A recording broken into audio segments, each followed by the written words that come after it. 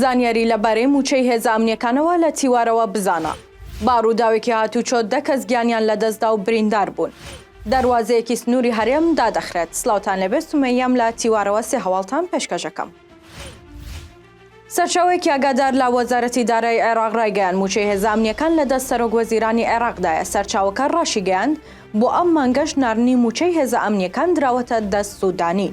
وتیشی سەرەتای هەفتەی داهاتوو راپۆرتی دیوانی چاودێری دارایی لە لیستی موچەی هێزە ئەمنیەکان ڕەوانەی نووسینگەی سوودانی دەکرێت و دەبێت ئەو بڕیاری ناردنی بدات. وتیشی تا ڕۆژی سێشەممە و کۆبوونەوەی ئەنجومەنی وەزیران لیستەکە دەگاتە دەستی سوودانی. لە سێ ڕووداوی هاتوچۆدا لە سێ ناوچەی جیاوازی هەرێم 10 کەس گیانیان لەدەستدا و بریندار بوون. لە ڕووداوێکی هاتوچۆدا لە سنووری دوهۆک 2 کەس گیانیان لەدەستدا. لە سنووری چەمچەماڵیش لە ڕووداوێکدا 2 کەس بریندار بوون. هاوکات لە ڕووداوێکی تری هاتوچۆدا لە سنووری مێرگەسۆر 6 کەس بە سەختی بریندار بوون.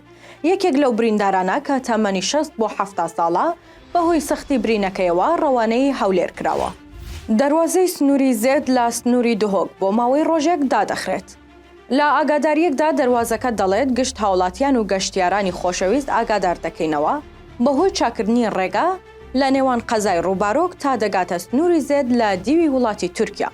سنووری دەواازەی نێودەوڵەتی زێت ڕۆژی پێنجشەممە بەرواری 15 هەشتی 2024 بۆ ماوەی 1 ڕۆژ دادەخرێت. لە ئاگاداریەکەدا دەشڵێت هەموو جۆرە هاتوچۆ و جموجۆڵێکی گەشتیاری و بازرگانی لەم سنوورە ڕادەگیرێت و لە ڕۆژی هەینی بەرواری 16 هەشتی 2024 دووبارە سنوورەکە دەکرێتەوە و هاتوچۆ ئاسایی دەبێتەوە. سێ هەواڵم پێشکەشکردن هەر شاد بن.